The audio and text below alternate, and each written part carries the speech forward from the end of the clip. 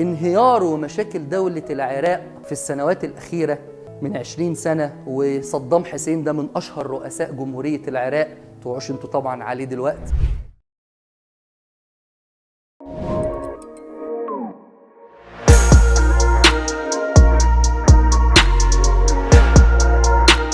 نكمل كلامنا عن المشكلات السياسية المرتبطة بالظواهر الطبيعية أو بالموارد الطبيعية.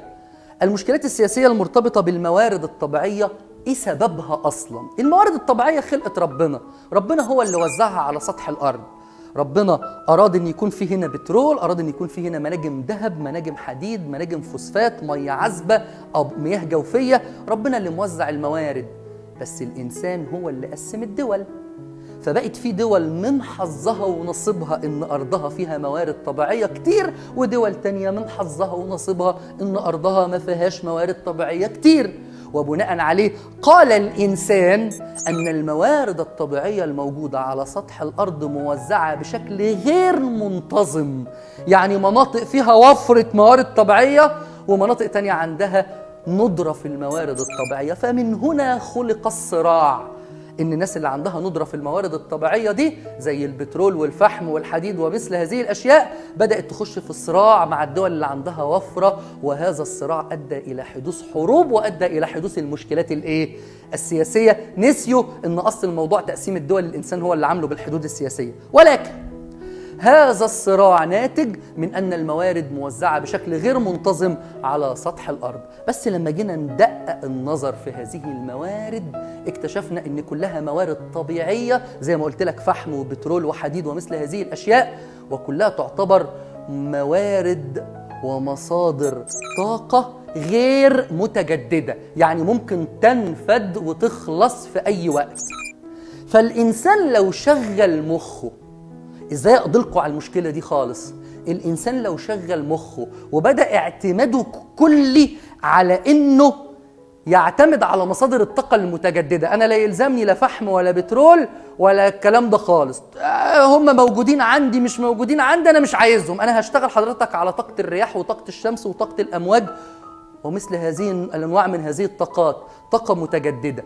تخيلوا معايا لو العالم كله اعتمد على مصادر الطاقة المتجددة التي لا تنفد، ما بتخلص باستخدام الإنسان لها. يؤدي ذلك إلى إيه؟ يؤدي ذلك إن التوزيع الغير منتظم ده لموارد الطاقة الغير متجددة دي لا ولم يعد يسبب مشكلات سياسية بين الدول، لأن أصلاً ما عادش حد هيدور ولا على الفحم ولا على البترول، فاللي عنده كتير ولا اللي عنده قليل كده كده ما عادش فارق معاه، لأن الاعتماد بقى على مصادر الطاقة المتجددة.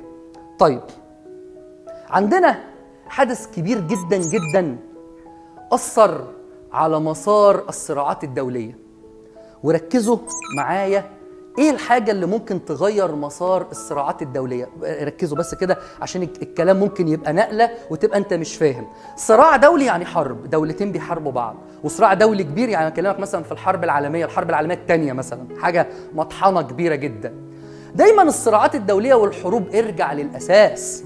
الأساس ان الدولة بتضرب دولة عايزة تاخد ايه يا معلم؟ ايه؟ العاصمة. أهم حاجة إذا سقطت العاصمة سقطت الدولة، اوعى تنسى الكلام. عشان كده العاصمة هي مركز قوة للدولة، خد بالك من المعلومات دي، أنا بجيبها لك كده من الوحدة الأولى. ولكن في الحرب العالمية الثانية اتفاجئنا بأن القوات الألمانية راح تضرب القوات الروسية أو الاتحاد السوفيتي وقتها علشان خاطر يعني تهزمها وتسيطر على جزء من أرضها. فطبعا طبيعي جدا إن روسيا في الوقت ده تحمي نفسها وحاطة كل قواتها وكل الحشد بتاعها عند منطقة العاصمة والمناطق الحيوية بتاعتها. وإذا بالقوات الألمانية اللي المفروض إنها رايحة على موسكو العاصمة تغير مسارها وتروح على منطقة تانية موجودة في روسيا اسمها منطقة القوقاز. واحد قال لي يعني ايه القوقاز دي وليه ألمانيا عملت كده؟ فأقول لك منطقة القوقاز دي هي أكتر منطقة فيها منابع بترول في دولة روسيا. يعني الألمان رايحين ياخدوا بترول روسيا، مصدر طاقة، يبقى مصادر الطاقة غيرت مسار الصراعات الدولية لما الحرب العالمية الثانية القوات الألمانية غيرت مسارها واتجهت لمنطقة القوقاز، وبقت بالنسبة لها أهم إنها تسيطر على بترول القوقاز من إنها حتى تسقط العاصمة، إنها العاصمة موسكو. ده بالنسبة لها أهم ويمكن يكون أكثر قوة وتأثير. فمصادر الطاقة شيء مهم جدا وبيغير مسار الصراعات الدولية. خد بالك من حتة كده في مصادر الطاقة لو أنت مصحصح ومفوق معايا. اتكلمنا قبل كده في حاجة اسمها المركب الاقتصادي، والمركب الاقتصادي كان من ضمنه مصادر الطاقة. خد بالك امتى الدولة يبقى عندها مصادر طاقة تخليها دولة قوية ونمبر 1؟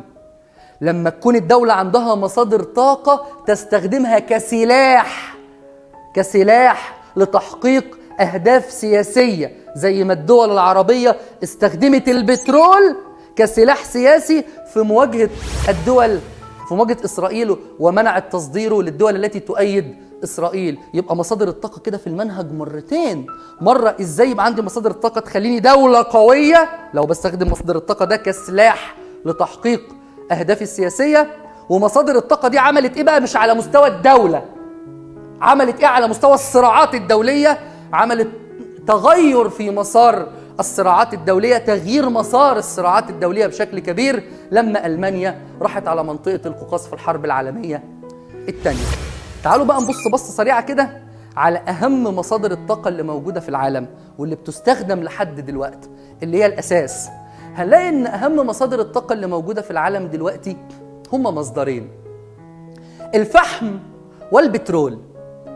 بس لما نسأل نفسنا سؤال، مين في الاتنين دول لو نقص يعتبر أزمة؟ أزمة الطاقة في العالم هي أزمة نقص إنتاج إيه؟ الفحم ولا البترول؟ تعال نبص على الاتنين. نلاقي مثلا إن الفحم بيدخل في التجارة الدولية بنسبة 10%. يعني الدول اللي بتنتج فحم بتستهلك فحم، فما حدش بيصدره، ما حدش بيبيعه، ما حدش عايز فلوس منه، أنا بستخدمه أنا. بينما البترول يدخل في التجارة الدولية بنسبة 50%. نص الدول اللي بتنتج بترول أو نص إنتاج البترول اللي بيطلع، في دول بتاخد نص ده تستهلكه هي، والنص التاني بيخش في التجارة، فعامل رواج تجاري كبير جدا. يبقى خد بالك مساهمة الفحم في التجارة في البيزنس العالمي قليلة جدا، 10%، نصيب ضئيل جدا. ليه؟ لأن مفيش دولة بتنتج فحم بتبيعه. يقول لك أبيعه هيجيب كام يعني؟ أستخدمه أنا، أو هي دولة صناعية أصلا وبتستخدم الفحم.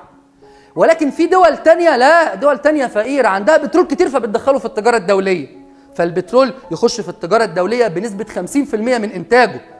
بينما الدول اللي بتنتج فحم لا يسهم الفحم في التجارة الدولية غير بنسبة ضئيلة جدا لا تتعدى 10%، لأن الدول التي تنتجه تستهلكه. طب ده بالنسبة لتصدير واستيراد وتجارة الفحم في العالم والبترول. واضح جدا ان نسب البترول هي الأعلى، فده اللي لو نقص يعمل أزمة، وتبقى أزمة الطاقة في العالم هي أزمة بترول في المقام الأول. في حاجة كمان، الطاقة اللي حوالينا في العالم دي كلها شغالة بإيه؟ نلاقي إن تلتين طاقة العالم، النور والكهرباء والمصانع والبنزين والسولار والطاقة اللي في حياتنا كلها، تلتينها جاي من البترول، اللي هو يا نهار اسود لو نقص، نصيبة لو نقص. أما الفحم مشغل لنا طاقة في حياتنا بنسبة 26%. أما الفحم مشغل لنا الطاقة في حياتنا بنسبة 28%. وزي ما انت شايف نسبة قليلة جدا إذا ما تقارنت بالإيه؟ بالبترول. يبقى مين اللي لو نقص يعمل لنا أزمة؟ هو البترول. أزمة الطاقة في العالم في المقام الأول هتبقى أزمة بترول لو هو اللي نقص وهو اللي اختفى. أما الفحم لو اختفى وانقرض خالص مش هيأثر معانا في حاجة. حتى يقول لك الأثر السياسي للفحم ضئيل. طبعا عارف الأثر السياسي دي تفهمها من إيه؟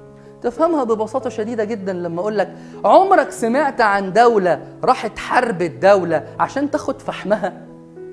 تلاقي نفسك تقول لا عمري ما سمعت عن كده. لكن ياما سمعت عن دول في راحت حربت دول تانية واعتدت عليها عشان تاخد البترول بتاعها. والتجارب اللي كده تجارب كتير جدا جدا، والأمثلة اللي كده أمثلة كتير جدا جدا.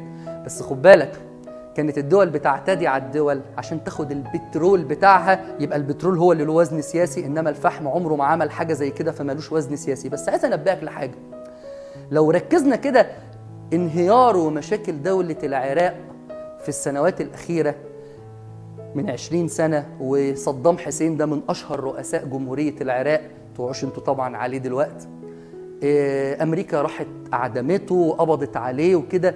كانت ليه أمريكا مركزة قوي مع العراق وكانت بتتهمها في ذلك الوقت أن العراق تدعم الإرهاب وأسامة بن لادن وهذه الأشياء؟ ولكن كانت في الحقيقة أمريكا مش راحة العراق عشان كل الكلام ده، هي عايزة تاخد بترول العراق من غير ما اسمها إن أمريكا احتلت العراق.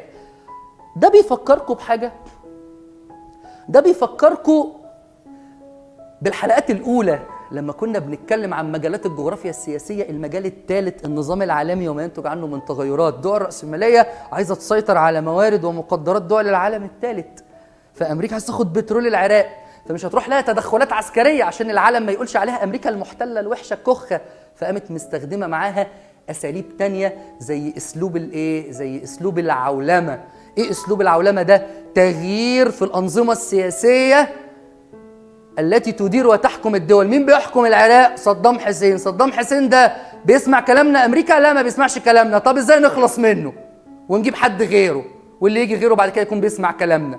ويسمع كلامنا يعني يدينا إيه؟ يدينا البترول بأي طريقة. خدوا بالكم يا جماعة، الكلام كله دلوقتي في السياسة هيبدأ يفتح على بعضه، وإن أنت لازم تبقى فاهم ورابط الأحداث ببعضها وفاهم إيه اللي بيحصل حواليك. أخيراً، لما يبقى أزمة الطاقة في العالم هي أزمة بترول في المقام الأول، وعرفنا ليه الأسباب في الحكاية دي. إيه النتيجة اللي ترتبت على كده؟ النتيجة اللي ترتبت على كده يا جماعة إن يا سعدها ويا هناها دولة العالم الثالث اللي تكتشف عندها بترول. طول ما هي دولة عالم ثالث وما عندهاش بترول، أو لسه ما اكتشفوش يعني إن عندهم بترول، فما حدش واخد باله منها وما حدش معبرها لحد ما تكتشف كميات كبيرة من البترول في أرضها، فيرتفع شأنها عند الدول الرأسمالية، وتبدأ الدول الرأسمالية تتودد إليها. ما تيجي خليكي معانا نعمل لك شركات، تعالي نديكي قروض لو عايزة، تعالي نديكي، عندك مشاكل في الأمن المائي والغذائي والطاقة، تفضلي تيجي نحللك المشاكل عادي بس ادينا بترولك. ارجع النظام العالمي اللي هو في المجالات، ثالث مجال. وطبعا الدولة دي بيرتفع شأنها والاهتمام بها لأنها ظهر عندها بترول بكميات كبيرة. أما لو أوحت هيستخدموا معاها الأساليب التانية، سواء أسلوب العولمة أو التدخلات العسكرية. ارتفاع شأن دول العالم الثالث، الصراع بين الدول الرأسمالية أو الصراع بين الدول المتقدمة والدول المتقدمة. برضو الدول المتقدمة بتتصارع مع بعضها، بيتصارعوا على مين ياخد بترول دول العالم الثالث. خد بالك من الكلام، بقت دولة كبيرة زي فرنسا ودولة كبيرة مثلا زي إيطاليا عايزين ياخدوا بترول دولة غلبانة في أفريقيا اكتشفوا عندها كميات كبيرة من البترول، فالاتنين بيتصارعوا على مين ياخد بترولها، وهي فجأة بقت محط أنظارهم، مع إنها قبل اكتشاف البترول ولا كان حد بيفكر فيها ولا كانوا معبرينها. فالصراع بين الدول المتقدمة وبعضها، الصراع بين الدول المتقدمة والدول النامية، الصراع أو ارتفاع شأن دول العالم الثالث. وأخيراً إن بيشتد الصراع جداً جداً في المناطق التي تعوم على بترول. على مسرح السياسة العالمي بيكبر دور دول كتير جداً لمجرد إن الدول دي بقت بتعوم على بترول. وأكتر منطقة فيها هذا النوع من الصراعات هي منطقة الشرق الأوسط، بسبب ما به من ثروات، أو بسبب كمان ما به من موقع متميز في قلب العالم ووسط العالم. كل دول العالم عايزة تسيطر علينا، وإحنا مش عارفين قيمة نفسنا عشان نقدر نقف له.